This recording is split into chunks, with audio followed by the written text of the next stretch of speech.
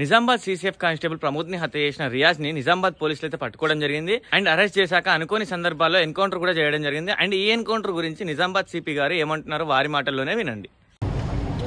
అందరికీ నమస్కారం. ఇవాళ ఒక అన్ఫార్చునేట్ ఇన్సిడెంట్ జరిగింది. ఇవాళ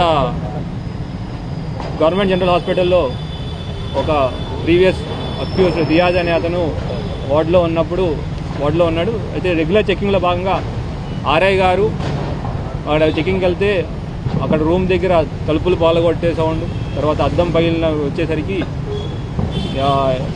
ఇమీడియట్గా మెడికల్ సిబ్బందికి ఇన్ఫార్మ్ చేసి ఆర్ఐ గారు, ఎస్ఐ గారు, ఒక కానిస్టేబుల్ గారు లోపలికి వెళ్ళి ఎందుకు ఆ సౌండ్ వస్తున్నా లోపలికి వెళ్తే ఈ రియాజ్ అనే వ్యక్తిని అంత గోల చేస్తున్న వ్యక్తిని తీసుకెళ్ళి అతను బెడ్ దగ్గర కూర్చోబెట్టే ప్రయత్నం చేశారు.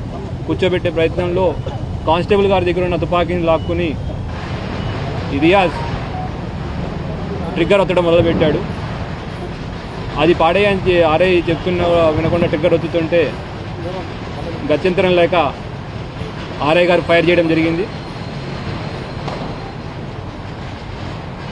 అక్కడి నుంచి అంత ఫైర్ చేయడం బుల్లెట్ ఇంజురీస్తో రియాజ్ ఆడ కింద పడిపోయాడు.